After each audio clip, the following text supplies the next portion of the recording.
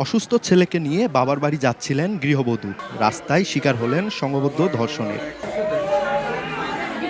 Police জানায়, শুক্রবার রাতে পঞ্চগড়ের বোদা উপজেলা থেকে ২ বছরের অসুস্থ ছেলেকে নিয়ে ইজিবাইকে করে জেলা সদরে বাবার বাড়ি যাচ্ছিলেন গৃহবধূটি। ৩ মাইল সুরভি ভিটা এলাকায় পৌঁছালে পেছনে থাকা আরেকটি ইজিবাইকের চালক তার নাম ধরে ডাকতে থাকেন। পরে গাড়ি থামাতেই তাকে জনিসহ ৬ জন সড়কের পাশের একটি চা বাগান সংলগ্ন এলাকায় নিয়ে যায়। সেখানে ছেলের গলায় ছুরি ধরে ওই গৃহবধূটিকে পালাক্রমে ধর্ষণ করে তারা। পরে স্থানীয়রা নারীটিকে অচেতন অবস্থায় পড়ে থাকতে দেখে 999-এ কল করে। পুলিশ সেখান থেকে নারী ও শিশুটিকে উদ্ধার করে হাসপাতালে ভর্তি করে। নাম হচ্ছে খয়রুল। ও আমাকে ডাকে নামাইলো অটোরা থেকে। নামার সাথে সাথে আমার গলাটা চিপে ধরলো।